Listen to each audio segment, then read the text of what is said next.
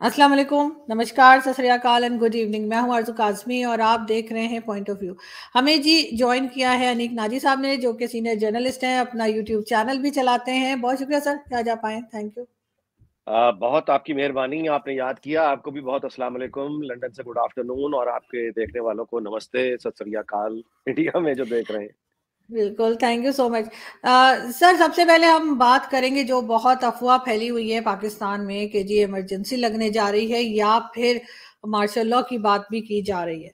तो क्या लगता है आपको, क्या वाक़ई में इस वक़्त की जो गवर्नमेंट है उससे मुल्क नहीं चल रहा और अब आखिरकार दोबारा से फ़ौज आने की तैयारी कर रही है, लेकिन फ़ौज करेगी क्या? क्योंकि खज़ाना तो खाली है। मैं अभी वो नूरुल हुदा शाह का एक ट्वीट पढ़ रहा था और बहुत अच्छा उन्होंने एक तहरीर लिखी, मुझे बड़ी पसंद आई। उन्होंने कहा कि पाकिस्तान इस वक़्त ज़हनी और नफ्सियाती खाना जंगी से गुज़र रहा है। बड़ी यानी ब्रॉड लाइन है कि ज़हनी और नफ्सियाती खाना जंगी से गुज़र रहा है। बिल्कुल ऐसी सूरत-हाल है जिसमें आपने जब ये सूरत-हाल होती है, एक गैर यकीनी होती है, तो फिर माशाअल्लाह की अफ़वाहें ज़ाहिर है पाकिस्तान जैसे मुल्क में आना हुँ। कोई इत्तेफ़ाक नहीं है क्योंकि बार-बार लगे हुए हैं। इमरजेंसी की बात होना इस डेडलॉक में ये भी कोई नई बात पाकिस्तान के पस मंज़र में नई बात तो बिल्कुल नहीं है क्योंकि यही होता आया है। तो यही फिर लगता है कि होगा। तो ये आइडियाज़ डिस्कस होने या ये कि इस तरह की अफ़वाहें फैलना ये अपनी जगह, लेकिन ठोस हक़ाइक़ जो है वो अपनी जगह। ठोस हक़ाइक़ ये है कि जनरल आसिम मुनीर जो हैं वो चीन के दौरे पे हैं। हमारे यहाँ ये तो हुआ है कि परवेज़ मुशर्रफ जो हैं वो श्रीलंका से वापस अभी जहाज़ में ही थे कि नीचे मार्शल लॉ लग गया। लेकिन वो पस मंज़र बिल्कुल और था। यानी उस वक़्त परवेज़ मुशर्रफ को ये अंदाज़ा था, तो श्रीलंका जाने से पहले ही वो अपने कोर कमांडर्स को तैयार करके गया था। अच्छा, अब उससे अगर सबक लें तो फिर अब आपने जो मार्शल लॉ की बात की है, इसका मतलब है कि जनरल आसिम मुनीर जो है वो अपने लोगों को पीछे तैयार करके गए हैं कि मैं अगर सुप्रीम कोर्ट कुछ इस तरह ब्लंडर करती है, तो आपने लगा देना। लेकिन मैं समझता नहीं हूँ कि जनरल आसिम मुनीर जो हैं वो इस वक़्त अ, कोई मतलब मार्शल लॉ लगाने का तो मुझे दूर-दूर तक इस वक़्त तो मुझे नहीं लगता कोई इम्कान। मैं आपको उसकी वजह बता देता हूँ। देखिए, अब आपके भी इल्म में आ गया, सबके इल्म में आ गया कि जो चीफ जस्टिस सुब्रता बंदयाल जो हैं, ये खुद मिलने के लिए दरख़्वास्त करके चीफ ऑफ आर्मी स्टाफ से मुलाकात का वक़्त लेकर और उनके आर्मी हाउस वहाँ पे खुद हाज़िर हुए थे, पेश हुए थे। और जब खुद फ़रमाइश करके चीफ जस्टिस आर्मी हाउस पेश हुए हैं, हाज़िरी दी है और चोरी-छुपे जितना वो चोरी रख सकते थे, चोरी रखने की कोशिश की, लेकिन बात सामने आ गई। तो ये हमारे इल्म में है, एस्टेब्लिश्ड है कि ये वहाँ गए हैं।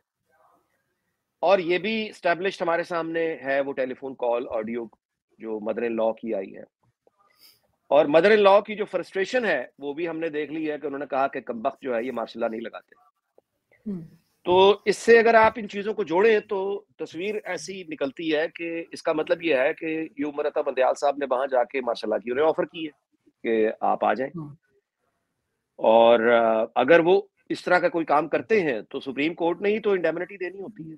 तो अगर वो यानी चीफ जस्टिस खुद ही जाके ये फ़रमाइश करे कि आप लगा दें, तो फिर वो ये भी कहेगा कि मैं आपको इंडेमनिटी दे दूँगा या मैं आपको मतलब है इसको लीगल कर देंगे। जिसके बाद ज़ाहिर है कि वो उनकी ख़्वाहिश ये भी होगी कि मुझे भी ज़रा एक्सटेंशन 2 साल की मिल जाए, मैं आपको दे दूँ, आप हुँ। मुझे दे दें। मतलब इस तरह ज़ाहिर है कि इस ये तजावीज़ जो हैं सारी की सारी बड़ी इनको रद्द कर दिया गया है, हक़ारत से एंटरटेन नहीं किया गया। और यही पैगाम फिर घर में गया होगा ना, जिसके बाद फ्रस्ट्रेशन में ये कहा गया है कि माशाल्लाह भी नहीं लगाते। तो मैं नहीं समझता कि माशाल्लाह बराह रास्त उनका लगाने का कोई इरादा है। अगर उनका है, तो उमर बंदयाल और ये मुनीब वगैरह तो तैयार हैं सैल्यूट मारने के लिए कि आ जाएँ बिस्मिल्लाह। तो ये लगाना होता लगा चुके होते। अच्छा, अब आइए कि इन दोनों का जो टकराव होगा, फिर टकराव के हुँ। बाद क्या होगा? टकराव के बाद अगर ये हुकूमत को फारिग करते हैं,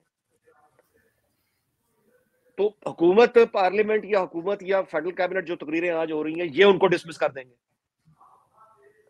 यानी डी नोटिफाई कर देंगे पीसीओ पे। हुँ। इसका है एक एग्जीक्यूटिव ऑर्डर दे के इन हुँ। तीनों जजेस को, यानी ये डिसमिस करेंगे, वो उनको डिसमिस कर देंगे, ये उनको डिसमिस कर देंगे, या तो ये होगा। अब फर्ज कीजिए कि ये हो जाता है। अगर ये होता है तो फिर बात जो है इंतखाब चॉइस वो फिर किस पे आ जाती है? एग्जीक्यूटिव पे आ जाती है। एग्जीक्यूटिव में फौज शामिल है। यानी एग्जेक्टिव को और इंतजामिया को, एडमिनिस्ट्रेशन को एक ऑर्डर सुप्रीम कोर्ट से जाता है, एक वजीर आजम से जाता है, तो अब ये एग्जेक्टिव एडमिनिस्ट्रेशन उन पे डिपेंड करता है ना कि वो किसका ऑर्डर एंटरटेन करेंगे। तो फैसला इसका मतलब है फिर बंदूक के पास चला गया कि वो किसके साथ जाएंगे, वो जिसके साथ जाएंगे फाते वो हो जाएगा। यानी या तो चीफ उमर अता बंदयाल ने डिसमिस कर दिया और शहबाज शरीफ घर चले गए, और या शहबाज शरीफ की हुकूमत ने इनको डिसमिस कर दिया और जाके रेंजर्स और पुलिस ने जाके इनको घेरे में ले लिया, जजों को इनके घरों में निकलने नहीं दिया, तो ये क्या कर लेंगे, जाहिर है बैठ जाएंगे चुप होके। तो फैसला जो है वो एक दफा फिर से एग्जेक्टिव के पास चला गया। अब अगर इस तरह की कोई सूरत हाल टकराव की पैदा होती है तो बज़ाहिर ये लग रहा है कि उमर अता बंदयाल और उसके साथी जो है यही जाएंगे घर। इस वक्त ये लग रहा है।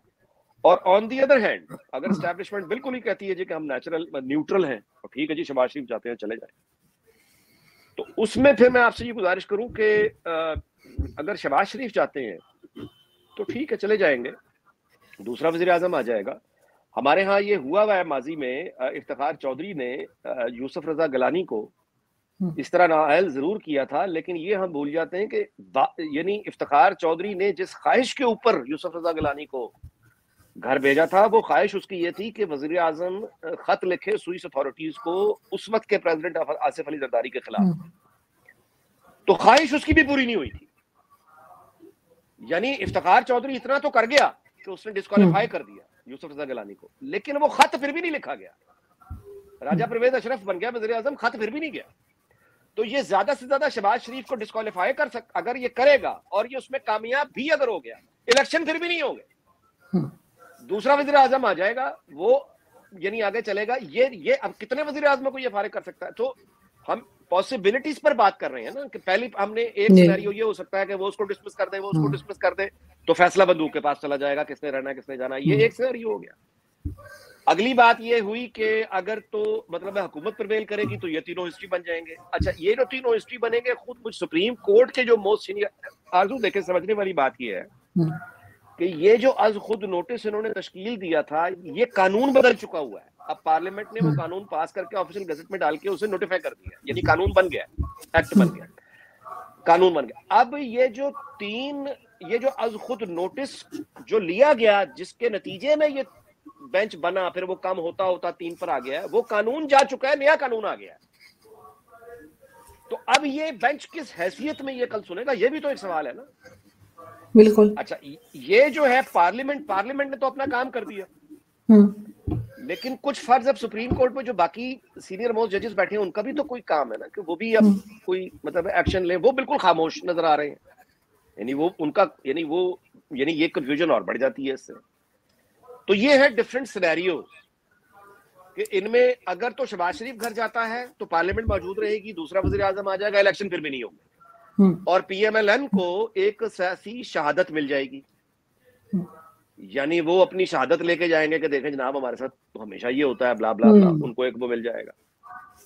अच्छा, यूसुफ रजा गिलानी जिसको पहले डिस्क्वालीफाई किया गया, यूसुफ रजा गिलानी तो आज रेलेवेंट भी है, पॉलिटिक्स में भी है।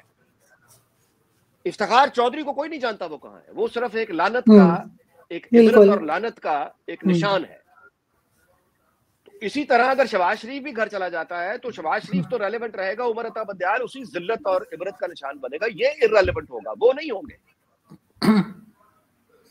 अच्छा, ये है डिफरेंट पॉसिबिलिटीज। अच्छा, इसमें एक चीज अब आप भी देखें कि आप का चूंकि जो एक व्यूअर बेस है वो इंडिया में है, तो उमर अता बंदयाल ने शोहरत के जो झंडे हैं वो इंडिया में भी गाड़ दिए हैं। मतलब ये कि वहां भारत में जो एक तो है ना, मतलब है वो जो यूट्यूब के लंडे बाजार पे बैठ के चने फरोश करते हैं, चने बेचते हैं, वो तो पाकिस्तान में भी बेशुमार है, इंडिया में हमसे भी ज्यादा है। उनकी बात मैं नहीं कर रहा, वैसे 90% वो ही है, लेकिन उनकी बात मैं नहीं कर रहा। लेकिन जो एक्चुअल मतलब है जो लोग हैं उनमें शेखर गुप्ता एक बहुत रिस्पेक्टेड मतलब है प्रोफेशनल जर्नलिस्ट है। तो शेखर गुप्ता जो है वो द प्रिंट के नाम से अपना यूट्यूब चैनल चलाता है। वो सारी ही टीम उनकी बहुत आउटस्टैंडिंग और बहुत प्रोफेशनल लोग हैं। तो उन्होंने पूरा एक व्लॉग किया है इस पे कल गुज़िश्ता रोज ये चीफ जस्टिस उमर अता बंदयाल पे, और उन्होंने बड़ी हैरत भरे यानी उन्होंने वो कहा है कि हमारी पॉलिटिक्स कितनी भी कलरफुल हो, या सुप्रीम कोर्ट को हम तनकीद करते हैं कि ये स्पोर्ट्स में मामलात में चले जाते हैं, एडमिनिस्ट्रेटिव मामलात में चले जाते हैं, लेकिन शेखर गुप्ता ने कहा कि उसके बावजूद भारतीय सुप्रीम कोर्ट जो है वो कितना भी हम उसे मतलब है कहे क्रिटिसाइज करें, लेकिन वो उमर अता बंदयाल कभी प्रोड्यूस नहीं कर सकती। यानी ये सोचा भी नहीं जा सकता भारत में कि वहां की जो चीफ जस्टिस है उसकी मदर इन लॉ जो है वो डिक्टेट करती है डिसीजंस को, और वो बात करती है एक लिटिगेंट जो उसके वकील की बीवी से, तो सोच भी नहीं सकता। और मैं आपसे गुजारिश करूं कि भारत हो या कोई भी नॉर्मल मतलब नेशन स्टेट हो, it is out of the question कि एक आदमी, हमारे यहाँ तो ये भी हो गया हुआ है कि उसने ये जो कानून असकुत नोटिस का है, वो पार्लियामेंट उस कानून को जब पास कर रही है तो उस कानून पे असकुत नोटिस लेके समाअत के लिए मुकर्रर कर दिया और खुद ही बन गया। मतलब ये है कि यानी आपके खिलाफ एक ऐसा कानून बनने जा रहा है जिससे आपकी इख्तियारात पर ज़ेर बहस है, यानी you are party to it, direct party to it, और वो खुद ही, जिसमें वो खुद पार्टी है, वो खुद ही उसमें इंसाफ देने बैठ गया है। तो ये भी किसी नॉर्मल फंक्शन स्टेट में सोचा भी नहीं जा सकता। बिल्कुल। तो ये लेकिन तमाशे हैं जी। लेकिन सर इन सब के बीच में एक नाम है जो हर बात से जुड़ा हुआ है, वो है इमरान खान का। इमरान खान जब तक लोग कह रहे हैं कि जब तक ये आराम से नहीं बैठेंगे कुछ सही नहीं हो पाएगा, ये शोर मचा रहे हैं इलेक्शंस करवाने के लिए। कभी कहते हैं कि बाजवा साहब ने इनकी गवर्नमेंट गिरा दी, कभी कहते हैं बाजवा साहब के कहने से इन्होंने गवर्नमेंट जो है वो केपी और पंजाब की गिरा दी। कुछ समझ में नहीं आ रहा कि ये चाहते क्या हैं, और इनके घर से जो वो पीरनी साहिबा की खबरें आ रही हैं वो अलग है कि इनको कंट्रोल करके रखा है। हाँ, देखिए जी, मैं आपसे गुजारिश करूं आरजू के, एक तो इमरान खान जो है ना, उनके बारे में मैं आपको ये गुजारिश करूं कि वो अकेला आदमी नहीं है, वो एक बहुत बड़े मुनज्जम माफिया का पॉलिटिकल फेस है। यानी land grabbers, smugglers, drug dealers, mafia जो सरकारी यानी इदारों के अंदर भी बैठा है, जुडिशरी में भी बैठा है, मेनली रियल एस्टेट माफिया। ये रूडा जो है ना, ये जो लाहौर वाला रूडा, ये सारा ये बहुत बड़ा इनका, ये देखे ना इनकी, आप मतलब आज ही मैं कहीं पढ़ रहा था कि इनकी जो हाउसिंग सोसाइटीज के अंदर दिलचस्पी और ये अपनी जो बना रहे हैं, उसमें एक पिंकी पीरनी और फराह गोगी और मुल्ला तारिक जमील, यानी मुल्ला तारिक जमील भी पार्टनर है इनके साथ, यानी इसमें जबरदस्त। तो बेसिकली ये एक माफिया है जिसका चेहरा सियासी चेहरा इमरान खान है। तो वो इमरान खान अकेला नहीं है, पीछे पूरा वो माफिया है टीम वर्क के साथ जो लड़ रहा है, लेकिन जाहिर है कि अभी तक जीत नहीं सका और हर आने वाला दिन इसको कमजोर कर रहा है। तो अब डी डे या कहिए फाइनल, इसका जो उम्मीदें हैं उमर अता बंदयाल पे, मैं ये समझता हूँ 2-1 रोज में वो भी निकल जाएगा। मैं मतलब बंदयाल या इमरान अगर चाह रहे हैं कि ये पाकिस्तान को धमका कर और फौज को डरा के दबका के कब्जा कर लेंगे, तो इनका बाप भी नहीं कर सकता। मैं आपको उसकी वजह बता देता हूँ। रियासत पे कब्जा करने का मतलब ये होता है, अभी हाल ही में हमने देखा है तालिबान ने किया है काबुल में जाके कब्जा। वो तो एक छोटा सा मुल्क है अफगानिस्तान। कब्जा करने का आरजू मतलब ये होता है कि जब आप रियासत पे बतौर ताकत कब्जा करते हैं, तो उसकी मिसाल है चाइना। सही। कम्युनिस्ट पार्टी उन्होंने किया था कब्जा, 48 में कब्जा कंप्लीट हो गया था। वो कब्जा करने का मतलब ये होता है कि उसमें फिर यानी ये पूरा माफिया उठे और ये थानों पर कब्जे शुरू करे, ये सेक्रेटेरिएट जितने हैं उन पे कब्जे करे, ये पानी और बिजली की जो तरसील का निजाम है आबादियों को जा रहा है बड़े शहरों में और फिर उसके बाद रेस्ट ऑफ द कंट्री, उन पर कब्जा करें, फौजी छावनियों पर कब्जा करें। अच्छा, उसके बाद ये जो मेन आपकी मोटरवेज और हाईवेज हैं उन पर कब्जे करें, फिर जो मीन्स ऑफ प्रोडक्शन है, इंडस्ट्रीज और ये सारा खेत खलियान, इन पे कब्जे करें। और जाहिर है कि ये जब कब्जे कर रहे होंगे, डीसी ऑफिस पे भी कब्जा करना है, कमिश्नर ऑफिस पे भी कब्जा करना है, फौजी छावनी पे भी कब्जा करना है, थानों पे भी कब्जा करना है, अदालतों पे भी कब्जा करना है, रियासत पे कब्जा करना, तो फिर ये होता है ना पार्लियामेंट में भी कब्जा करना है, प्रेसिडेंट हाउस में भी कब्जा करना है, जीएचक्यू पे भी कब्जा करना है, वो जो आपकी स्टैब्लिशमेंट डिवीजन है वहां पे भी जाके कब्जा करके बैठ जाना। कब्जा तो प्रिय होता है, इनका बाप नहीं कर सकता, क्योंकि ये कब्जा करने के लिए आपको फिर पुलिस से भी लड़ना है मैदान जंग में, रेंजर्स और फौज को हराना है मैदान जंग में।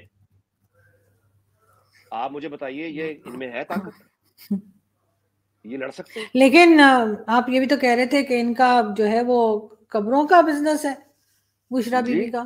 नहीं वो हाँ वो हाँ जी, वो मैं ये कह रहा था कि जहां तक रियासत पे कब्जा करने की बात है, जिस तरह कब्जा करते हैं वो तो ये कर नहीं सकते। ठीक। अब ये साजिशें रह जाती हैं पीछे, ये जो हाई कोर्ट सुप्रीम कोर्ट से करा रहे हैं, आइन के अंदर रहते हुए, आईनी इदारों में रहते हुए साजिशें जिसमें ये लगे हुए हैं, उस तरफ से भी ये कब्जा नहीं कर सकते, कभी नहीं कर सकते। अच्छा, अब इनके पास आखिरी चीज क्या है जहालत के पास या हारते हुए आदमी के पास, जिसके पास जज्बात के अलावा है ही कुछ नहीं? वो फिर वही है कि अच्छा ठीक है, हम तो नहीं आ सके, हमें तो निकाल दिया, रहना इनको भी नहीं है तो मार्शल लॉ लगाए। जो मेरा ख्याल है कि उसमें भी ये कामयाब अभी तक नहीं है, तो आगे भी मुझे होते नजर नहीं आ रहे। अच्छा, अब आ जाइए जो आपने बात की है वो कंट्रोल की, थोड़ी देर पहले जो आप बात कर रही थी कि इमरान खान पे कंट्रोल। मेरा ख्याल है कि मैंने इस पे मतलब ये कि इमरान खान जो है, मैंने कल भी ब्लॉग में अर्ज किया था, मैं पहली दफा इसको ईद की छुट्टियों में देखकर अब जो इसका हाल हो गया है, जिस तरह ये कुछ इसकी वीडियोस आई हैं सामने और जिसमें जो इसने बातें की हैं, वो बातें हकीकतन परेशान कुन है। इसने अभी 2 दिन पहले एक अपने घर में एक मीटिंग की है ज़मान पार्क में कुछ मीडिया के लोगों के साथ, और उस पर इमरान शफकत ने एक व्लॉग करके तफसील बताई है कि वो बातें उसने क्या की हैं। वो बातें भी अगर आप सुने तो वो भी यही है कि बस मुझे पता नहीं, को 10-12 दफा कत्ल करने की कोशिश हो गई है, जहर पकड़ लिया, ये कर लिया, यानी उसको एक खास एनवायरनमेंट में रखा जा रहा है। जिन लोगों के इर्द गिर्द है ना, उसके इर्द गिर्द जो लोग हैं वो जाहिर है अहले खाने ही होते हैं ज्यादातर, तो उन लोगों ने इसको साइको बना दिया हुआ है, और ये नशे में, मतलब है वो जो लगते हैं, ये लगता है कि ट्रांस में आ गया है। अच्छा, अब ये जो इसने ऐलान किया है कि बुशरा बीबी ही मेरे से बहुत आगे खड़ी है और मेरी पीर है, ये है वो है, ये खतरनाक बात है, क्योंकि देखिए ये लोग जो होते हैं ना कबर फरोश, जिन्होंने मजार को बेचना होता है, इनकी जो नफ्सियाती एक एबिलिटी होती है और मार्केटिंग स्किल्स होती हैं, उन पर तो आप शको शुबा नहीं कर सकते ना। आरजू, अगर आपने मार्केट में जाके कोई नया जूस भी लॉन्च करना हो, बिस्किट आपने लॉन्च करने, तो कोई पैसा देगा तो बिस्किट खरीदेगा ना। तो आप दूसरे बंदे के पैसा, जब आप उससे पैसा डिमांड करेंगी तो बदले में आप उसे बिस्किट देंगी ना। उसके बावजूद कोई जूस, बिस्किट, कपड़ा, फर्नीचर कुछ भी आप लॉन्च करें, आपको एक मार्केटिंग स्ट्रेटेजी बनानी होती है, आपको एक लंबा चौड़ा खर्चा करना होता है, आपको फिर कहीं जाके अगले पैसा निकालता है जेब से, को मुफ्त में नहीं निकालता। बिल्कुल। इन लोगों को देखें जो कबर में, एक कबर को बेचकर जिंदा इंसानों से पैसा निकलवा लेते हैं, ये कोई छोटी चीज नहीं होती। तो ये तो बेसिकली कबर फरोश लोग हैं जो इमरान खान के इर्द गिर्द हैं, और ये जिंदा भी इनके लिए लॉटरी है। आपने देख लिया कि फराग होगी, आपने देख लिया कि वो सारे जेवर, आपने देख लिया कि वो सारा लेन देन, वो तो बुशरा बीबी, फराग होगी का नाम आ रहा है ना, फराग होगी। बुशरा जब तक पिंकी, जब तक इमरान खान की जिंदगी में नहीं आई थी, तो इमरान खान की जिंदगी के हवाले से हमने कभी फराग होगी का नाम भी नहीं सुना, उस्मान बुज़दार का कभी नाम भी नहीं सुना था, यानी इन लोगों को तो कोई नहीं जानता। उस जमाने में अगर आप देखें तो जुल्फी बुखारी वगैरह या ओन चौधरी वगैरह या अलीम खान वगैरह, इन लोगों के नाम आते थे। ये तो बिल्कुल ही एक नई चीज, मतलब जहांगीर तरीन वगैरह थे जी, बिल्कुल ये लोग थे ना, ये तो कुछ जानता भी नहीं था फराग होगी कौन है या उस्मान बुज़दार कौन है, ये तो सब पिंकी पीरनी के साथ जायज आया ना। तो ये इसमें इमरान खान को के लिए मैं समझता हूँ कि अगर इसकी अगर हुकूमत को, मुझे नहीं समझ आती कि, यानी डेंजरस है इस वक्त। इमरान खान खुद अपने लिए भी बहुत खतरनाक है, मुल्क के लिए भी बहुत खतरनाक है, क्योंकि अगर खुदा ना खास्ता इसको कुछ हो गया, इसके घर वालों ने इसको फारिग कर दिया, तो बहुत, यानी जुल्म, मतलब मैं आपसे गुजारिश करूं कि ऐसा जहर भरेगा पूरी सोसाइटी में कि उसका मुकाबला फिर वो नस्लें तबाह हो जाएंगी, और कबर फरोशों के हाथ में पार्टी चली जाएगी, तहरीक इंसाफ, और ये लोग फिर उसकी, यानी पूरा ऐसा मजार बनेगा कि मैं कहता हूं कि वो ऐसी तैसी, मतलब है कि वो तबाही फिर जानी है, यानी इसको बहुत जरूरी है कि इस वक्त किसी तरह का भी ऑपरेशन करके इमरान खान को हिफाजती तहवील में लिया जाए। डॉक्टर सदाकत हमारे एक बहुत अच्छे दोस्त हैं, वो नफसियाती और नशे के मरीजों का इलाज करते हैं।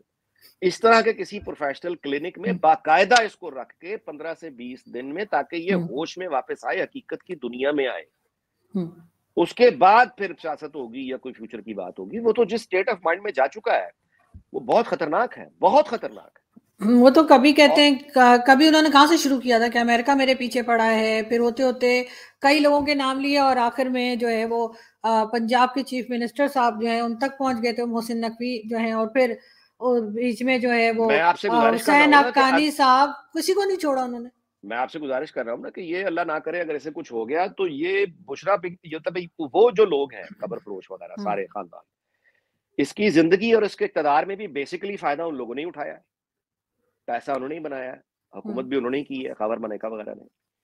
और अगर इमरान खान को कुछ हो गया तो मैं आपसे गुजारिश करूं कि विनर वही लोग होंगे, और वो तो फिर एक अजीबो-गरीब सी चीज़ बन जाएगी। मतलब ये कि वो जो लोग उसकी ज़िंदगी में पाकिस्तान जैसे मुआशरे में वो एक बच्चे के मुँह से कहलवा के, बच्चे तो फरिश्ते होते हैं जी, बच्चे ने तो खुद कुछ नहीं कहा ना, बच्चे को उसकी माँ ने सिखाया या बाप ने सिखाया। और उसको सिखा के तो वो ऑन रिकॉर्ड, मतलब है कि वो टीवी स्क्रीन पर बच्चे से कहलवा दिया कि जी माँ-बाप जो हैं या तो वो आप सल्लल्लाहु अलैहि वसल्लम के खुशनसीब थे या फिर इमरान खान के खुशनसीब थे, कि उन वालिदैन ने आप सल्लल्लाहु अलैहि वसल्लम को मतलब औलाद थी और इसके वालिदैन की इमरान खान औलाद है। अब जहाँ पे ये जहालत आ जाए, ये ढिठाई आ जाए, और ये ऐसे चैनल की स्क्रीन पर चला है जो खुद को बड़ा मजहबी कहते हैं, दाढ़ियाँ रखी हुई हैं और बड़ा यानी, और शिर्क की ये इंतहा है कि यानी इससे ज्यादा मैं समझता नहीं हूँ कि क्या मतलब है। कि आप मुझे बताइए तौहीन मकाम रसालत और क्या होती है। यानी हजरत आदम से आप शुरू करें, उसने 1,24,000 के करीब पैगंबर बताए जाते हैं, उसने यानी आप देखें ना कैसी कैसी हस्ती खड़ी हुई है। हजरत ईसा अलैहिस्सलाम, हजरत मूसा अलैहिस्सलाम, हजरत इब्राहीम, हजरत इसहाक, कैसी कैसी शख्सियात है, आप देखें तो सही। मतलब है हजरत ईसा से बड़ी क्या मतलब है, आप मुझे बताइए। बिल्कुल।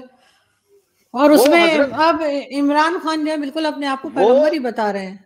वो उससे ऊपर कर दिया ना। यानी बच्चे के मुंह से कहलवाया है, लेकिन बच्चा खुद इतनी बड़ी बात कर ही नहीं सकता, बच्चे की जो बड़ी नहीं है सिखाया। तो बताया ये गया है कि यानी कायनात में या तो आप सल्लल्लाहु अलैहि वसल्लम के वालिदैन खुशनसीब हैं जिनके आप सल्लल्लाहु अलैहि वसल्लम पैदा हो गए, और दूसरा या फिर इमरान खान के वालिदैन खुशनसीब हैं जिनके हैं इमरान खान पैदा हो गया। उसने इन 1400 साल के बीच में जितने लोग आए हैं वो सब इरेलेवेंट कर दिया, उसके बाद जो उनसे पहले आए उनको भी इरेलेवेंट कर दिया। लेकिन आप ये बताइए ना कि इलाज तो इमरान खान का होने का आप कह रहे हैं कि नशे का, और जो भी उनको एक वहम है, ये जो फॉलोअर्स हैं इनके दिमागों को क्या हो गया? फॉलोअर्स के साथ बहुत असल में कुदरत के कुछ इंतकाम होते हैं। ये कुदरत का इंतकाम कहिए या ये कहिए कि ये होना ही था। मतलब है कि जिस रास्ते पर हम चल रहे थे, हमारे यहाँ जी आरज़ू, इस बात को समझने की कोशिश कीजिएगा कि हमारे यहाँ ये जो है ना तसव्वुर के एक मसीहा आएगा। जमहूरियत क्या होती है, मसीहा आएगा और सबको ठीक कर देगा। हजारों साल से ये तसव्वुर इंसानी माशरों में, मुख्तलिफ माशरों में किसी ना किसी तरह से मौजूद रहा है। मॉडर्न हिस्ट्री में ये जो मसीहा का तसव्वुर है ये जर्मनी में लेके आया था नीत्शे। और नीत्शे जो था उसका एक वो बेचारा बहुत ही वैसे कमाल का आदमी था, लेकिन जंग एज में चला गया। वो आउटस्टैंडिंग आदमी था, वो जल्दी चले जाते हैं, पागल हो गया था बेचारा 30s में। एनीवे उसका एक हीरो था जिसको वो कहता था कि वो पहाड़ों से उतरेगा और ये जो भेड़े हैं, ये कौम लोग जो हैं, इनको वो एक उसमें ला के तो एक उनकी मंजिल तक पहुंचाएगा। अच्छा, लेकिन आरज़ू हुआ ये कि वो नीत्शे तो ये वो जो पैगाम दे रहा था एक मसीहा आएगा, जब वो पागल हो गया नीत्शे, तो उसकी बहन जो थी उसने उसको अपने घर में रख लिया।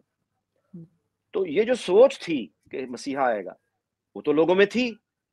तो हिटलर उस जमाने में वो तेज चीज था। हिटलर चला गया उसकी बहन के घर, नीत्शे की बहन के घर, और वहां पे जाकर उसको नाजी पार्टी में शामिल कर लिया। और नीत्शे की बहन ने ऐलान कर दिया कि मेरा भाई जिस मसीहा का ख्वाब तुम्हें दिखा रहा था वो मसीहा ये है, हिटलर। तो हिटलर वो मसीहा बन गया और लोगों ने, जर्मन पागल हो गए, वो उन्होंने उसको वोट दिया। हालांकि जो वोट उसको टोटल पड़ा था वो सिर्फ 33% था। मेजोरिटी नहीं थी उसके पास, लेकिन 33% वोट बहरहाल वो ले गया, और वो मतलब है उसमें उस वक्त के जो उनका जिस तरह का मैकेनिज्म था उसमें वो बन गया चांसलर, बाबर ले गया। उसके बाद फिर जो उसने किया वो जाहिर है सबको पता है। बिल्कुल। हमारे यहाँ ये तस्वर जो मसीहा का आता है, ये आता है अयूब खान के साथ, पहला डिक्टेटर। जब वो आया तो अब डिक्टेटर का मसला ये होता है कि चूंकि वो कानून तोड़ के आता है, आइन तोड़ के आता है, अखलाक तोड़ के आता है, हर तरह की एक गुंडागर्दी करके आता है ना, जितनी बात है गुंडागर्दी करके बंदूक लेके आ जाता है। तो गुंडागर्दी जब वो करके आएगा तो अब वो लोगों फिर क्या बताए, अपना जवाब क्या दे, जवाब क्या दे। उसने किसी के घर में जाके डाका मार दिया है, और डाका मार के जो घर का मालिक है उसको जेल फेंक दिया और खुद बैठ गया, तो अब क्या कहेगा वो सबसे पहले जो लोगों को अपना जवाब फराहम करता है वो अखलाकी बुनियादों पे करता है, क्योंकि कानून तो है नहीं ना, अखलाक तो सारे वो डाका मार के आ गया, तो फिर वो जाएगा मजहब में या वो जाएगा नेशनलिज्म में। तो वो ये कहेगा कि मैं जिनको हटाकर आया हूं ये गद्दार थे, ये या मतलब मजहब को खतरा था या मुल्क को खतरा था, तो मेरे लिए चारा कोई नहीं रह गया। तो फिर वो मसीहा बन के आता है कि मैं हूं ठीक करूंगा। तो मसीहा हमारे यहाँ अयूब खान के जमाने से एक मसीहा का तस्वुर है, वो गया, दूसरा मसीहा याया खान आ गया, उसके बाद वो मसीहा ज़िया-उल-हक आ गया, उसके बाद मसीहा परवेज़ मुशर्रफ आ गया। आगे चले तो अब नवाज शरीफ और बेनजीर ने जब एक ख्वाहिश तो है ना हमारे यहाँ एक मुस्तकिल भाई लोगों की कि चलाना इन्होंने ही, इनकी भी तो जिद है ना, मुल्क तोड़ दिया लेकिन बाज नहीं आना। तो अब मैं आता हूं, जो मैंने आपसे कहा था कुदरत का इंतकाम कहिए या अंजाम कहिए, ये भाई लोगों का जो एक पॉलिसी चली आ रही है ना मुस्तकिल, ये उसके इनएविटेबल एक ये रिजल्ट निकलना ही था। पहले इन्होंने नवाज शरीफ को मतलब लेकर आए, भुट्टो के उसमें भुट्टो को भी यही लेकर आए। अच्छा, लेकर आते हैं फिर उसी को मार देते हैं। जैसे अल्ताफ हुसैन को बनाया, भुट्टो को बनाया, नवाज शरीफ को ज़ाहिर सपोर्ट किया, बनाया, अब इमरान खान को बनाया, इमरान खान को बनाया अब उसको। अच्छा, तो ये इनका पुराना है। नवाज शरीफ ने और बेनजीर भुट्टो ने जब यहाँ चार्टर ऑफ डेमोक्रेसी पे साइन किए थे ना, तो दैट वाज द मोमेंट कि भाई लोगों को ये पता चल गया कि यार ये दोनों तो अब उस तरह हमारे ट्रैप पे नहीं आते।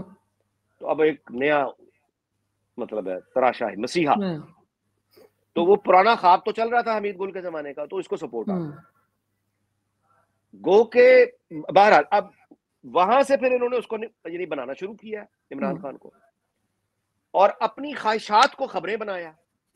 अच्छा, पढ़े लिखे ये होते नहीं है बेचारे, इनका ये बड़ा कोई भी वैसे कोई हार्डली कोई दुनिया भर की कोई फौज में कोई इंटेलेक्चुअल आपको कम होते हैं। मैं ये नहीं कह रहा नहीं होते, बहुत बड़े बड़े दानिश्वर खुद हमारी फौज में भी रहे हैं, भारत की फौज में भी बड़े अच्छे राइटर निकले, अमेरिकन आर्मी के बड़े अच्छे लोग निकले, और होते हैं मतलब बहुत कम।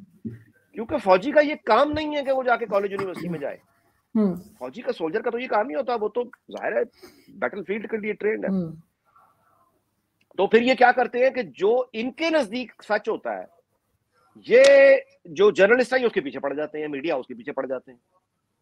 अब मीडिया हाउस या जर्नलिस्ट क्या करे, वो ये कहेगा कि एक वाकया हुआ ही नहीं तो मैं खबर कैसे दे दूं, वो बहस करेगा। अच्छा, फिर जब ये उसे कहेंगे वो एक हद तक तो जर्नलिस्ट मान लेगा कि चलो मैं आपका ये एंगल रख लेता हूं, मैं इस तरह से मैनेज कर लेता हूं, लेकिन जो इनकी ख्वाहिश है वो नहीं करेगा ना, अगर जर्नलिस्ट है तो नहीं करेगा। बिल्कुल। तो आपने देखा कि इन्होंने सारे जर्नलिस्टों को उठा के बोरी बना के सबको बेड़ा गर्क करके तो ये अपनी एक पूरी खेप उठा के लाए, अरबों रुपए लगा के इन्होंने बंदे तैयार कर दिए और उनको साथी बना दिया जो इनकी जबान बोलते थे। बिल्कुल, वो इमरान रियाज खान, वो इमरान रियाज टाइप के, वो सारी वो बातें करते थे जो ये चाहते थे। तो इन्होंने वो सब कुछ किया अपनी मर्जी से, यानी उस तरह का एक इन्होंने अल्टरनेटिव मीडियम बनाए, टीवी न्यूज चैनल बनाए, इन्होंने सोशल मीडिया पे इन्वेस्टमेंट करके पूरी एक ब्रिगेड बनाई, और उस चीज को जिसको ये समझते थे कि सहाफत है, यानी गालम गलोच, झूठे इल्जाम, बगैर सबूत के फर्जी कहानियां, वो इन्होंने सहाफत बना के तो सपोर्ट करके वो इन्होंने शुरू कर दिया। अच्छा, उस वक्त वो हो रहा था नवाज शरीफ के खिलाफ, बेनजीर के खिलाफ, जरदारी के खिलाफ, इनको सूट कर रहा था, तो ये तालियां बजा रहे थे, वन पेज, बड़ी अच्छी बात है, बड़ी अच्छी बात है। हम जैसे जो लोग थे वो तब भी रो रहे थे, मेरी तो खैर हैसियत ही कुछ नहीं, जो असातिज़ा असल में जो लोग हैं वो तब भी बैठे रो रहे थे कि ये मत करो, ये तुम्हें पढ़ेंगे एक दिन, ये दो धारी तलवार है, ये बिल्कुल। अगर तुम इन्हें पकड़ा रहे हो, ये वापस तुम्हें ये मत करो, नहीं माने। अब उसका नतीजा फिर क्या हुआ? नतीजा ये हुआ कि इन्हीं लोगों ने मिलकर उस इमरान खान के साथ, भाई लोगों के साथ, फिर वो की तारीखी तौहीन की इनकी, कि सकूते ढाका के बाद इनके साथ वो नहीं हुआ था जो पिछले 1 साल में ये इन्हीं के लोगों ने किया है इनके साथ। अब इनको समझ आई है कि हाँ गलती हो गई, मगर अब क्या फायदा? अब क्या फायदा? डैमेज तो हो गया। और ये डैमेज जो हुआ है बाय द वे आरजू, ये छोटा डैमेज नहीं है। मतलब है ये कि पूरे जीएचक्यू और आर्म्ड फोर्सेस को पीछे धकेल देना, डिफेंसिव पे करा देना। ये तो जुल्फकार अली भुट्टो नहीं करा पाया, पीपल्स पार्टी नहीं करा पाई, नवाज शरीफ नहीं करवा पाया, इमरान खान ने कर दिया। डिवीजन ये 5th जनरेशन वॉर ने जो division with in the armed forces, मतलब है कि ये तो हुआ ही नहीं ना कभी के एक। अच्छा ये तो खैर मतलब है कि आपको मैं गुजारिश करूं कि इसमें फिर लोग इस्तेमाल भी होते हैं, यानी ये वाली जब डर्टी गेम आती है ना, आइन तो है नहीं, तो फिर विद इन द इंस्टीट्यूशन भी तो पॉलिटिक्स होती है। अब मिसाल के तौर पे ज़ियाउल हक के जमाने में वो जिन लोगों ने गेमें करनी थी, वो एक उन्होंने ब्रिगेडियर साहब यहाँ भेज दिए, एक कर्नल और एक मेजर। उस जमाने में उन्होंने वर्दियां पहन के यहाँ एक प्रेस कॉन्फ्रेंस की और ज़ियाउल हक की फौजी हुकूमत की ऐसी तैसी फेर दी, फौज की तैसी फेर दी और कहा जी कि हम तो ये तो वो तो फलान दुकान। वो ब्रिगेडियर साहब फिर यहीं दफन हुए, वापस नहीं जा सके। वो मेजर साहब भी यहीं दफन हुए, वापस नहीं जा सके। कर्नल एक था, अलबत्ता उसको बेनजीर ने जब वो आई तो उन्होंने स्टील मिल का एक चेयरमैन बना दिया था कुछ अर्से के लिए, लेकिन वो दोनों बाकी मारे गए। एक बल्कि एसएसपी भी था एक पुलिस का, वो भी वर्दी पहन के उसने फौज के खिलाफ, उसका भी फिर बाद में पता नहीं चला। अच्छा पीपल्स पार्टी जब इक़्तिदार में वापस आई है तो वहां से वो एक कर्नल के वो जो 3 थे बेनजीर ने उनको भी अकोमोडेट नहीं किया, यानी वो बिल्कुल ही मारे गए। अच्छा जिन लोगों ने पीछे से हल्लाशेरी दी थी पाकिस्तान में बैठ के तो तुम जाओ लंदन और वर्दी पहन के ये करो वो करो, इनको जलील करा दिया, खुद वहां एडजस्ट हो गए। ये होता है ना फिर गेम ये होती है फिर खास एनवायरनमेंट का फायदा उठा के ये जो जज्बाती लोग होते हैं इनको उठा के आला कार बना के इनको भेज दिया जाता है कि तुम जाके गालम गलोच करो। वो गालम गलोच करते हैं, पीछे वाले अपना सेटलमेंट करके निकल जाते हैं। नहीं, ये बहुत से सर एक चीज है, बहुत से लोग आपके गालम गलोच से मुझे याद आया कि बहुत से लोग ऐसा कर रहे हैं, बाहर से बैठ के भी कर रहे हैं और आर्मी में रह भी चुके हैं। वही मेजर वेजर के बात कर रहा नहीं तो अब उनको पकड़ा क्यों नहीं जा रहा, उनको रोका क्यों नहीं जा रहा, ये रोक नहीं पा रहे। तो आपसे कह रहा हूँ ये जज्बाती जो इसके जज्बाती जो ये जो गालम गलोच कर रहे हैं सोशल मीडिया पे बैठ के, ये प्लेयर नहीं है, ये प्यादे हैं। सही, इनके पीछे कोई और है। हाँ। और वो जो कोई और इनके पीछे बैठा हुआ है ना, वो ही इनको बेचेगा। हाँ। अपना सेटलमेंट करने के लिए इनको बेच देगा, पीछे से इनकी तारें कट जाएंगी, उसके बाद ये बाकी जिंदगी रोते हुए घूमते रहेंगे कि हमारे साथ हुई क्या है। क्योंकि ये लोग जो हैं, ये जिनकी बात कर रहे हैं, जो उधर से इंग्लैंड से बैठ के बोल रहे हैं, मेजर साहब हैं कोई, तो वो माशाल्लाह से बहुत झूठे आदमी है, इतना तो मुझे पता है उनका, क्योंकि मैं भुगत चुकी हूँ उनके झूठ। मेरे ऊपर भी उन्होंने बड़े झूठ उन्होंने किया, बड़ा सोशल मीडिया पे उन्होंने बड़ा कोई बकवासें लिखी। लेकिन ये कि हैरत है कि मतलब आर्मी को और आर्मी चीफ को और सबको कह रहे हैं, वैसे तो उठा के ले जाते हैं भाई लोग और एकदम सॉफ्टवेयर अपडेट हो जाता है, लेकिन इनको कुछ नहीं कहा जा रहा। नहीं, ये इंग्लैंड में बैठा है ना, अब यहाँ पे वो क्या करें। अब उन्होंने एक मेक श्योर करना है कि इसकी बाकी जिंदगी यहीं गुजरेगी, वापसी इसकी मुश्किल है, और जाएगा तो फिर मतलब है इसको इदारा भूला नहीं करता। सही, कोई भी इदारा, ये जो जिस हद तक ये लोग चले गए हैं, इनको बड़ा मुश्किल है कि ये इनको मतलब लंबा अरसे के लिए अब ये।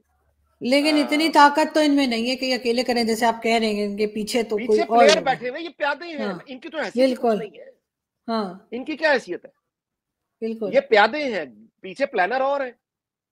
और उन्होंने इस तरह की जो गेम्स होती हैं, बड़ी डर्टी गेम्स होती हैं, इन गेम्स में ये प्यादे हमेशा वो तारीख राहों में मारे गए। इनका एक ही मुकद्दर होता है, तारीख राहों में मारे गए। बिल्कुल, इनका नहीं कुछ पता चलता, पीछे जो लोग हैं वो अपना डीले वो करते हैं।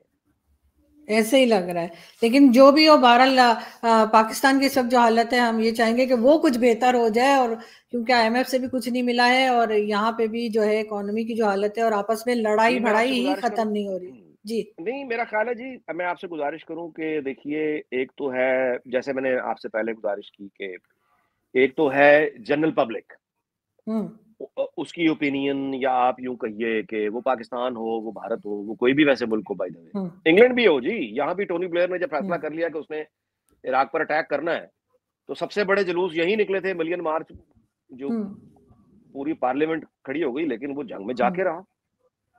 सही। तो हमारे यहाँ भी मतलब एक होती है जनरल ओपिनियन, वो उनकी कोई इतनी अहमियत नहीं होती। एक होती सीरियस लोग, मिसाल के तौर पे ये मैं आपकी ऑडियंस को और आपके लिए, ये अब एक किताब अभी आई है, सही। ये इन परसूट ऑफ पीस, ये है जी आपके एस के लांबा साहब हैं। इन्होंने भारत के 6 वज़ीर आज़म के साथ सर्व किया, और इसका जो ये अजय देवल इस वक्त भी नेशनल सिक्योरिटी एडवाइजर इंडिया के, जिन्होंने इस पे कमेंट किया। फॉरवर्ड भी इसका मनमोहन सिंह ने लिखा। तो असल लोग ये हैं जो सिस्टम का हिस्सा हैं और सिस्टम चलाते हैं। अब ये फौत हो गए हैं वैसे, लेकिन ये किताब इस तरह की जब आप पढ़ती हैं या तो आपको ये रियलाइज होता है कि जो जनरल पब्लिक में गुफ्तगू हो रही है वो किस कदर इररेलेवेंट है, किस कदर वो यानी गैर मुतल्लिक है, उसकी हैसियत ही कुछ नहीं होती।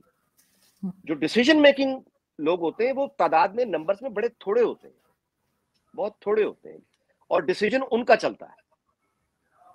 मिसाल के तौर पे भारतीय वज़ीर आज़म ये जो अपना नरेंद्र मोदी हैं, अब एक उनका पस मंजर है ना, एक हार्ड लाइनर का और एक वो सारा का सारा वो आपके इल्म में, लेकिन जब उसने लाहौर आना था कैसे आया? बिल्कुल। एक हमें खबर आई है कि जनाब वो आ गए, वो आ भी गए और नवाज शरीफ के हाथों में हाथ भी हो गया और गपशप भी हो गई, और उसके बाद वापस चले भी गए। एक दिन में सारा एनवायरमेंट चेंज हो गया। आपने देखा एक दिन, घंटों में इंडिया में भी चेंज हो गया, यहां भी चेंज हो गया। तो इसका मतलब यह है कि फ्यूचर में भी जब रास्ते खुलेंगे, इंशाल्लाह खुलने चाहिए, खुलेंगे इंशाल्लाह, तो जब वो खुलेंगे तो उसमें फिर ये जो रोजाना की जो है ना ये नफरत फरोशी और ये दुकानें, नफरत की दुकानें खुल जाती है ना, फिर ये नफरत की दुकानें आप देखेंगी ये एकदम ये इररेलेवेंट हो जाएंगी जब वो टाइम आएगा। अच्छा, अब एक हमारे यहाँ वैसे बड़ी बदनसीबी है कि जब हमारे यहाँ कोई, आप यूं कहिए कि ऐसी हुकूमत होती है जो इंडिया के नजदीक क्रेडिबल हो, तो बीच में हमारा बड़े भाई आते हैं, वो सबुताज करते हैं। बिल्कुल करते हैं। ये वाजपेयी जब और नवाज शरीफ, वो गोल्डन अपॉर्चुनिटी थी, मुशर्रफ आ गया।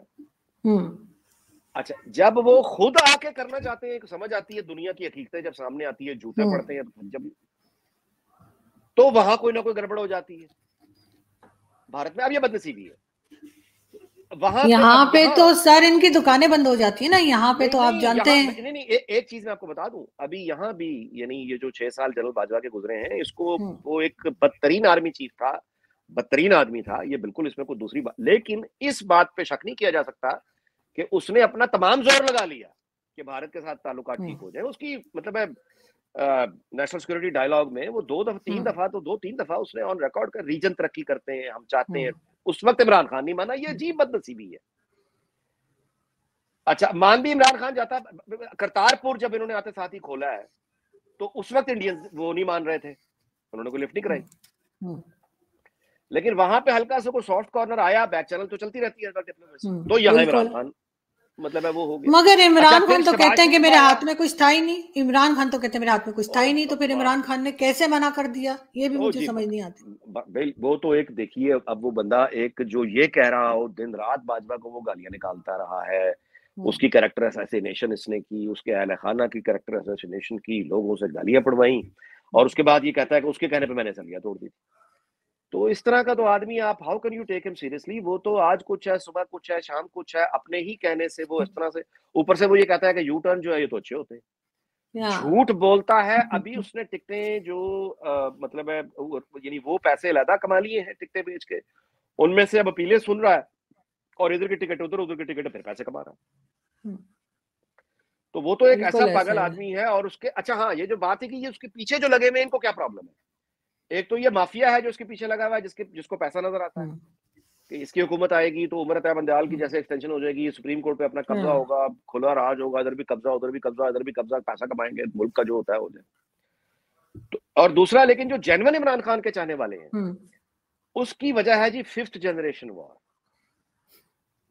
ये जो मसीहा का तस्वुर आ रहा है ना, मैं आपको लेकर आया हूं, इस मसीहा को मसीहा बनाने के लिए 2011 से पहले जाहिर है वो जो एक इन्वेस्टमेंट हो रही है ना इस पे, इन्होंने बेस्ट प्रोफेशनल लिए, म्यूजिक के, इमेज बिल्डिंग के, शो बिजनेस के, ड्रामा, फिल्म, उन लोगों को लेकर इसने औरतों और बच्चों के जो गैर सियासी ज़हन है, उनको फोकस करके बाकायदा साल हा साल देखे ना, उर्तुगुल ड्रामा टर्की से लाके उर्दू में ज़बान पीटीवी पे मुफ्त चलाया और उसके बाद इसको उर्तुगुल बनाया। तो बिल्कुल।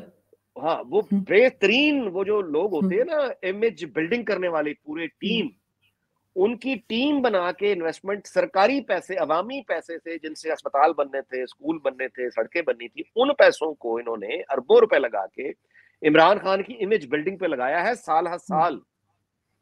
तो जब आप ये कर देते हैं तो इसको अनडू नहीं किया जा सकता। इंसानी जहन जो है वो टर्न ऑफ ऑब्वियसली। तो नहीं होता। तो इन्होंने पैंटों और शर्टों में नए तालिबान पैदा किए। पहले वो तालिबान पैदा किए वहां जिन तालिबान ने लड़ लड़ के वो टीटीपी बना के हमें तबाह कर दिया, वो इनका पहला तोहफा था। और ये जो है ये पैंटों शर्टों में जो उन्होंने पैदा किया अपने घरों में पैदा कर, बिल्कुल अपने ऐसे घरों में ही इन्होंने वो तालिबान पैदा कर लिए। वो जीन शर्ट पहनते हैं या बाकी वो ज़हनी तौर पे तालिबान ही है। उनके सामने कोई हकीकत मैटर नहीं करती, उनके सामने कोई फैक्ट मैटर नहीं करता, कोई ऑडियो कॉल मैटर नहीं करती, कोई वीडियो मैटर नहीं करती। वो बस कबस वेद कबस वेद कबस वेद कबस वेद कबस, अब कबस वेद बस, अब जो करना करने आप कबस वेद। लेकिन बस ऐसे लोग मौजूद हैं, लेकिन क्या किया जा सकता है इस वक्त। जाहिर है कि आई विश कि आपको लोग यहाँ पे जो पॉलिसी मेकर्स हैं खासतौर पे वो आप जैसे लोगों की बात को सुने ताकि थोड़ा सा तो मुल्क को संभाला जा सके। एक अजीब किस्म का लतीफा बना के रख दिया है पाकिस्तान को, और लोग जैसे मजाक उड़ाते हैं हर चीज मेरा का ख्याल है जो पाकिस्तान में नहीं। जी, मेरा ख्याल है कि ऐसा सबक सकूत ढाका के बाद भी नहीं मिला होगा जो सबक अब मिल गया है। और मैं ये समझता हूँ कि इस सबक मिलने के बाद ये हमारी खुशनसीबी है। वैसे जनरल आसिम मुनीर मैं आपको बताऊं ये पाकिस्तान के साथ बड़ी खुशनसीबी है। आप देखिए ना, मेरिट पे मोस्ट सीनियर जनरल आया है। जाहिर है कि नवाज शरीफ भी इसके लिए, मेनली तो नवाज शरीफ ही है जो खड़ा रहा। वो भी चाइना गए हुए, तो इसका मतलब है कि हालात इतने खराब नहीं है, वरना वो चाइना कैसे चले जाते। मैं आपसे गुजारिश कर रहा हूँ ना कि general Asim Munir is a very good news. और आप देखिए कि इस वक्त पूरी अस्करी एस्टेब्लिशमेंट जिस तरह से वो पार्लियामेंट के साथ खड़े हैं, जिस तरह से वो इस वक्त बात कर रहे हैं कम से कम। और कल जो DGISPR की प्रेस कॉन्फ्रेंस थी, वेरी इंप्रेसिव। और उन्होंने जो ये बात की है बिल्कुल, यानी देखिए ना, बहुत ठोस लहजे में उन्होंने ये कहा है कि फौज, किसी भी मुल्क की फौज, अगर वो किसी फिरके को सपोर्ट करेगी, सियासी जमात को करेगी, किसी खास जोग्राफी को करेगी, तो उसका नतीजा इंतशार निकलेगा। यही बात रो रो के पहले दिन से लोग जो जमहूरियत पसंद लोग हैं वो ये करें। बट अल्हम्दुलिल्लाह कि इस दफा ये रियलाइजेशन हुई है और हमारी दुआ है कि इस रियलाइजेशन के साथ ये मतलब है इस वक्त तो है। और आई होप कि ये देखिए, दुनिया भर में एस्टेब्लिशमेंट्स होती हैं, लेकिन एस्टेब्लिशमेंट का मतलब फौज नहीं होता। अगर फौज का एक, हाँ जी, लेकिन सर मुझे तो उनकी प्रेस कॉन्फ्रेंस जो है उसका कोई मकसद नजर नहीं आ रहा था। वो आके जो बातें कर रहे थे, हम सियासत में हिस्सा नहीं लेते, सब पॉलिटिकल पार्टीज हमारे लिए एक जैसी हैं, उसके ऊपर तो कौन भरोसा करेगा? कोई भी भरोसा नहीं करेगा उनकी बात का। इसी तरीके से वो इस वक्त जो माहौल है उस माहौल में कोई भरोसा नहीं कर रहा ना, क्योंकि actions speak louder than words. पिछले जो मुशर्रफ से आप जमाने से शुरू करें तो एक्शन हो रहा है। तो अब आगे अगर इन्होंने ताल्लुक नहीं रखना, सियासत से अलग करना, तो भी एक्शन बताएगा ना। बिल्कुल, लेकिन खैर मुझे तो माजरत के साथ, लेकिन मुझे उनकी प्रेस कॉन्फ्रेंस बिल्कुल इंप्रेसिव नहीं लगी। जी, आप नहीं, मैं किसी और लिहाज से इंप्रेसिव कर रहा हूँ कि मतलब इंप्रेसिव मुझे इस तरह से लगी कि अब आसिफ गफूर से आप मुकाबला करें ना, खैर वो तो बंदा ठोस है, अच्छे लहजे में बात करता है, एक पूरे एतमाद लहजे में बात करता है, बड़े क्रिटिकल क्वेश्चंस को उसने बहुत प्रोफेशनल डिग्निटी के साथ उसने डॉज किया। उसने उन्होंने कहा nobody is above the law, यानी कि आई एम द लॉ और वी आर द लॉ। क्योंकि जब बाजवा साहब के बारे में बात हुई, जब जनरल फैज की बात हुई, तो वो बड़े आराम से उसका जलेबी बना के वो निकल गए। उन्होंने डॉज कर गया ना। हाँ, जैसे और सवाल उन्होंने कहा जी ये तो फॉरेन ऑफिस का सब्जेक्ट है, ये उनसे पूछे, मेरा हाँ, एक और सवाल हुआ, उसने कहा जी ये तो सर एक पश्तो की कहावत है, उसमें कहते हैं कि जहां खुजली नहीं हो रही वहां भी खुजा रहे हैं। तो इन्होंने आज जो इन्होंने प्रेस कॉन्फ्रेंस की थी उसमें मतलब इंडिया हमें कुछ भी नहीं कह रहा, खामखा इंडिया को बीच में घसीट के हम ये कर देंगे, हम घर पे घुस के मारेंगे, हम वहां तक पहुंच जाएंगे, हम कश्मीर मतलब ये चीजें इस वक्त बात करने वो की जरूरत क्या है? जबकि वो आपका जरूरत। फॉरेन मिनिस्टर भारत जाने के लिए तैयार बैठे, आप उस वक्त इंडिया को तड़ियां लगा रहे हैं खामखा की। अच्छा, ये इसको बिल्कुल आप नजरअंदाज कर दिया करें, ये बिल्कुल ऐसा ही है जैसे वो भी लगाते रहे हम भी लगाते रहे, इन बातों का मतलब कुछ नहीं होता। ये जो कल उन्होंने कहा है इसका पस मंजर है हामिद मीर और नसीम जहरा की वो गुफ्तगू जो हम्म। जनरल बाजवा के हवाले से उन्होंने इंकशाफ किया था, वो वैसे उसका भाजपा जवाब साहब दे ने रहा हूँ। वैसे भाजपा साहब ने क्या गलत कहा था? फ्यूल हमारे पास नहीं है, 2 दिन का असला है, मतलब 2 दिन लड़के क्या करेंगे, तो बेहतर है दोस्ती कर ले। भाजपा साहब ने गलत तो नहीं कहा। हाँ, लेकिन वो बाजवा ने बेसिकली जिस तरह से इस केस को प्रेजेंट किया था ना, वो तरीका गलत है। देखिए, इंडिया से हम्म। दोस्ती जो है ना, मैं ये नहीं कहता मतलब है बराबरी, एक 5 गुना बड़ा मुल्क है हम, मतलब, हम्म। लेकिन बरतानिया भी तो एक छोटा सा मुल्क है ना, इकोनॉमी बहुत बड़ी है। मैं हम्म। ये कह रहा हूँ कि इस तरह से मिन्नत तरला करके अगर इंडिया के पास आप जाएंगे ना, मिन्नत तरला करके कि हम भूखे मर गए, हमारे पास पैसा ही कुछ नहीं है, हम खुदा के वास्ते मदद कर दो, तो वो फिर कोई उससे तो बेहतर है भूखे मर ही जाओ फिर। सर वो तो आम आदमी मरेगा ना, ये जो ऊपर लोग बैठे होते हैं, चाहे ये फौजी जनरल्स हो, चाहे ये पॉलिटिशियंस हो, नहीं, लेकिन चाहे हमें, मीडिया के लोग हो, इवन मीडिया भी हमारा जो ऊपर लेवल का मीडिया है, मैं तो आपसे ये थोड़ी गुजारिश भूखे करूंगा कि मरेंगे, भूखे तो आम आदमी नहीं मरेगा नहीं, ना। मेरी मेरी गुजारिश ये है कि ये तो जनरल ये जो शोर मच रहा है इसको आप नजरअंदाज कर दें। मैं हम्म। आपको people who matter, actually people hmm. Who make decision, वो बहुत, मैंने आपको बताया, नंबर्स में कम है। और उनके हम्म। नजदीक ये जो रूटीन की गोलाबारी है, ये बातों शातों की, इनकी कोई हैसियत अहमियत नहीं है। ताल्लुकात जो है ना, तो हम्म। आप यानी ना तो नफरत अच्छी है, हम्म। गुंडागर्दी अच्छी है, टेररिज्म और ये मतलब ये गलाजत, ये ना तो इससे कोई फायदा हुआ है, नुकसान तबाही का रास्ता है। हम्म। और जो दूसरा है कि जैसे मर गए हैं खुदा दे, वो भी तबाही का रास्ता है। तो सर सबसे तो आप कह रहे हैं नॉर्मल होके, आईएमएफ, सर आप आईएमएफ से कह रहे हैं, वर्ल्ड बैंक से कह रहे हैं, चाइना से कह रहे हैं, सऊदी अरब से कह रहे हैं, हर गल्फ कंट्री से पैसा मांग रहे हैं, यही तो बता रहे हैं हम मर गए। तो फिर इंडिया से कहने में क्या हर्ज है? उनको तो वैसे ही दिखाई तो दे रहा इसका है। मतलब है कि ये फेज अभी भी ठीक नहीं है ना। जब पहले इस क्राइसिस से निकले, अपने हम्म। बलबूते पे निकले, अपने बलबूते पे जब क्राइसिस से निकलेंगे उसके बाद जब बात करेंगे तो उसकी कोई वैल्यू होगी।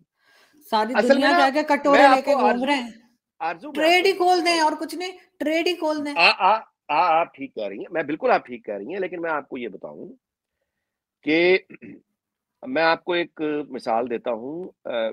जुलाई 1953, हम्म। 1953 जुलाई, जवाहरलाल नेहरू कराची आए। तो कराची एयरपोर्ट से लेके गवर्नमेंट हाउस तक का 6 मील का वो रास्ता जो था, हम्म। उस पे दोनों तरफ लोग खड़े हुए थे और छतों पे लोग खड़े हुए थे, और नेहरू का जो इस्तकबाल हुआ है वहां कि जवाहरलाल नेहरू जिंदाबाद, जवाहरलाल नेहरू जिंदाबाद के नारे लग रहे थे। हम्म।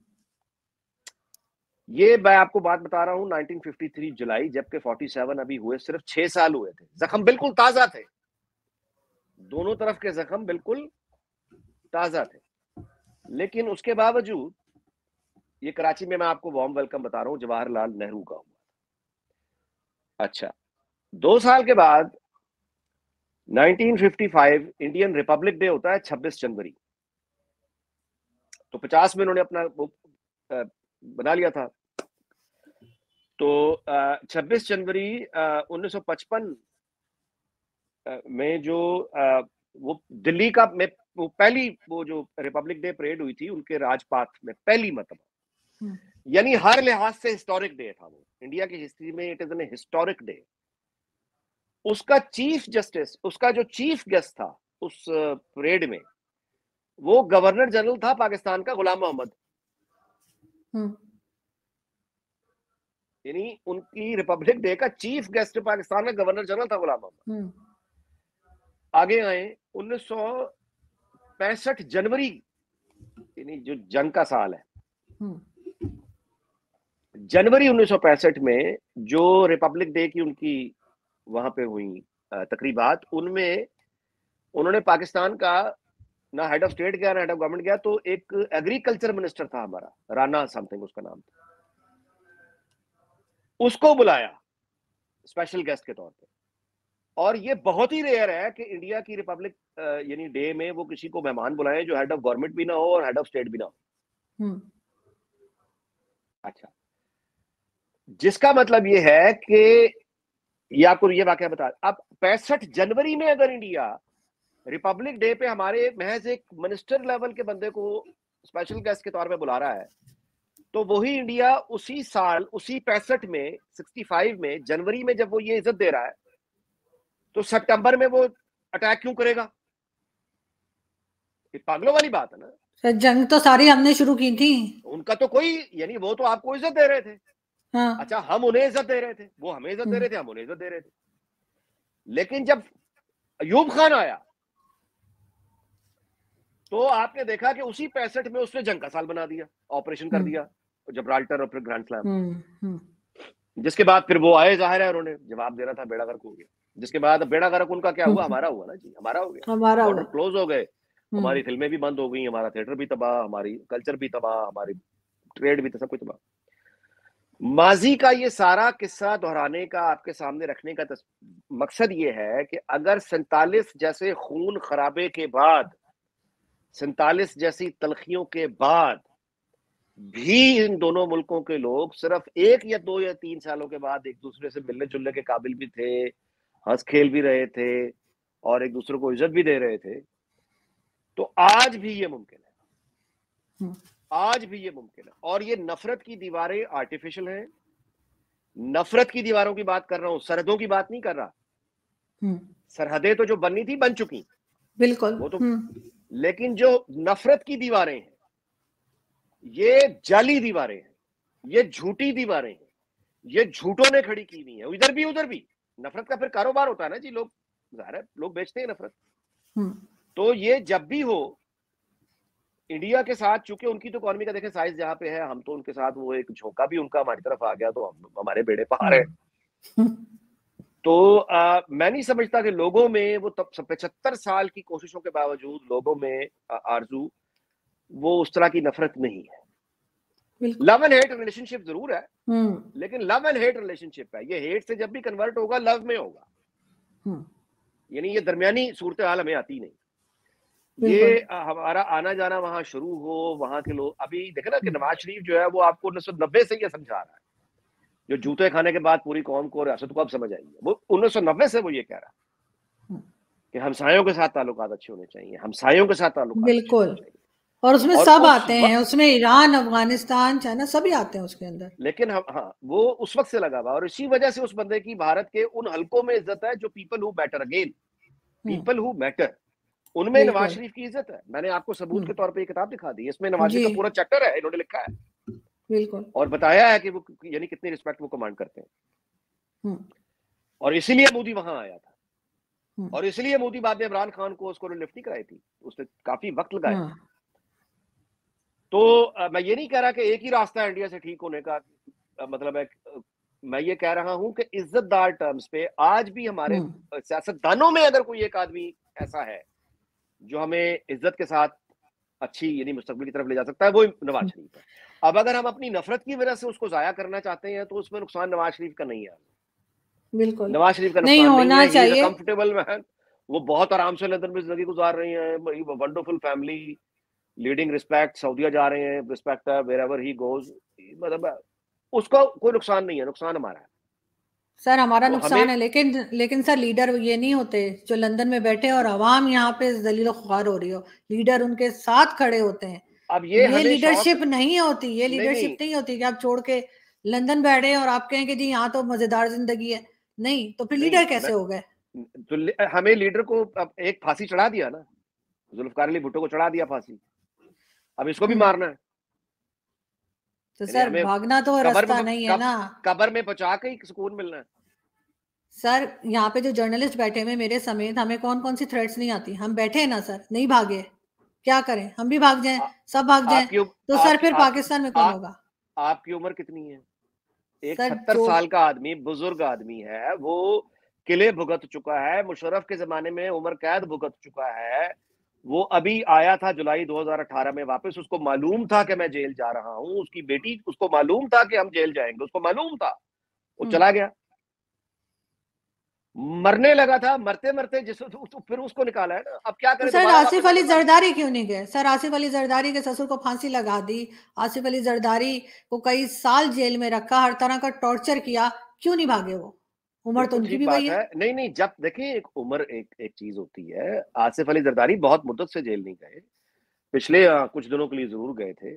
मैं ये सर नहीं कह रहा, 11 साल उनकी जिंदगी के जेल में गुजरे। जी जी, तो बड़ी बहादुरी है, इसमें क्या तो शक सर है। ये बहादुरी मियाँ सब भी दिखा देना थोड़ी सी। वो हमारी ख्वाहिश देखे ना, हमारी ख्वाहिशात के मुताबिक दूसरा आदमी क्यों ढल जाए। यानी उसको हम ये चाहते हैं कि हमें ये मालूम है उसकी सेहत इस काबिल नहीं है, लेकिन हमें चस्का चाहिए कि वापस जेल में मरेगा तो हम मानेंगे। क्यों, कितने जनाजे उठाने हैं आरजू, कितने जनाजे उठाने हैं। सर जनाजे तो रोज उठते हैं पाकिस्तान में, लेकिन मतलब आपको मुसीबत ये है मौत कि ही वो आम चाहिए ना। पब्लिक है। वो आम पब्लिक है, मैं ये नहीं कह रही, मैं ये नहीं कह रही हमें मौत ही चाहिए। क्यों सिस्टम को सही नहीं करें? क्यों लीडर बाहर से चलाएं मुल्क को? यहाँ आए, फेस करें जो प्रॉब्लम है, जो केसेस हैं फेस करें, उसमें से निकलें। 8 सालों से बैठकर अपना सिर्फ नाम खराब हो रहा है उनका, और कुछ नहीं। पहले बहुत अच्छे काम उन्होंने किए, उस सब के ऊपर वो उन एक तरह का, जैसे कहते हैं ना कि खराब कर रहे हैं उस चीज को, वो नहीं होना चाहिए। आपकी जो राय है ये आप कहिए कि बहुत से लोगों की राय है, और हम्म। बहुत मतलब अक्सरियत में ये नुक्ता नजर वहां पे मौजूद है। और वो ये ख्वाहिश करते हैं कि नवाज शरीफ जो है वो एक मसीहा की तरह, सुपरमैन की तरह जहाज से उतरे, और उसके बाद वो हवा में खड़ा होके मलिया मेट करते सारे निजाम को। लेकिन ऐसा होता नहीं है आरज़ू, हकीकत की दुनिया में ऐसा होता नहीं है। हम्म। वो आया वापस, बेटी के साथ आया, जेल गया, जेल भुगती, उसके साथ जो गुंडागर्दी हुई, अब तो सब कुछ सामने एक्सपोज हो गया है ना। अब तो ऑडियो लीक्स भी आ गई हैं, अब तो किताबें भी आ गई हैं, अब तो बाजवा ने खुद आके इंटरव्यूज दे दिए हैं कि किस तरह से उसको डिस्क्वालीफाई करवाया है, किस तरह से साकिब निसार इस्तेमाल हुआ है। अब तो ये सब चीजें सामने आ गई ना, उसके साथ जाती हुई है। तो जब वो जेल में जाके बैठा हुआ था, जो कुछ उसके साथ हुआ, तो फिर आरजू, अगर माइंड ना करना मेरी बात का, लेकिन कौम भी तो किसी काबिल है, होती है कि नहीं होती है। कौम भी तो वो है ना जिसको सारा कुछ लीडर ही पका के खिला दे, या वो भी वो खड़ी हुई निकली, लोग सर कौम निकले तो थे उसके कभी भी लिए। नहीं निकलती, सर कभी भी नहीं नहीं निकलती। नहीं, कब ऐसी निकली बात है? इमरान खान के साथ निकली। अरे वो, सर वो म्यूजिक सुनने के लिए, बाकी तो आपको पता है हमारी कौम का, आप जानते हैं। Thank you so much sir कि आपने आज ज्वाइन किया, बहुत अच्छा लगा आपसे बात बड़ी करके। आपकी अगर मेरी मेहरबानी। कोई बात आपको बुरी लगी हो तो मैं नहीं नहीं, माजरत कमाल चाहती करती हूँ। हैं आप तो बड़ी मतलब आपका शुक्रिया कि आपने मुझे वो, बल्कि मैं आपकी हर राय का एहतराम करता हूँ, और आपकी ये वाली जो राय है नवाज शरीफ की कि उनको वापस आना चाहिए, ये आपकी अकेली की नहीं है, ये बहुत ज्यादा लोगों की राय है, और उस राय का हमें एहतराम होना चाहिए। मैं सिर्फ उसकी, मैं उनका यानी वो तर्जुमान नहीं हूं, मैं उनकी पार्टी का तर्जुमान नहीं हूं, लेकिन मैं आपको सिर्फ इतनी गुजारिश कर रहा हूं कि चीजों को जब प्रैग्मेटिज्म में आके आप प्रैक्टिकली देखते हैं कि आप जिंदगी जिंदा रहकर ज्यादा बेहतर खिदमत कर सकते हैं या मर के ज्यादा बेहतर खिदमत कर सकते सर जिंदा रह के खिदमत कर हैं। अगर सकते हैं, आपके पास, लेकिन ये ये मैं जानता हूं, हमारे यहाँ सियासत का मतलब यही है, जब तक वो यार अपना अपना वो अपना की दम दा भरोसा यार दम आवे ना आवे। नहीं नहीं। हमारा मिजाज ये है कि सीने पे यानी तीर खाने वाला और सीने पे तलवार चलाने वाला, यानी हम बेसिकली आइडियलाइज करते हैं, क्योंकि हमें नेशन स्टेट का आइडिया नहीं, हमें जो नॉर्मल पॉलिटिक्स होती है उसका आइडिया बिल्कुल नहीं है। हमें बुनियादी तौर पे मौला जट चाहिए, रॉबिन हुड चाहिए, हमें बुनियादी तौर पे एक ऐसा आदमी चाहिए, कोई नेल्सन मंडेला टाइप आए, या तो वो चाहिए, हमें इस तरह का आदमी चाहिए, एंग्री टाइप एक आदमी जो आके तलवार पकड़ ले और 10-12 हजार बंदों को नहीं मार दे, और सर, उसके बाद वो, पीपल्स पार्टी को और या खुद देखिए मर ना, जाए। देखिए ना पीपल्स पार्टी में कौन भागा? ना बेनजीर भुट्टो तो भागी, बाकियों को भी ना मर जाना जुल्फिकार चाहिए, अली भुट्टो, ना तो बाकियों को आसिफ अली मरना चाहिए ना, जरदारी। तो बाकी भी सर मर जाए ना। थोड़ा सा आप तो ये कह, लीडर बने ना, लीडर तो सामने मर से जाए आके ना। लीड करता लीडर है, बनने का लीडर भाग नहीं मतलब, जाता। लीडर बनने का सर मतलब ये है कि इमरान मर खान जाए। भी नहीं भागा, सर इमरान खान पे कितने केसेस बनाए हैं, कितने यार केसेस हैं इमरान खान पे।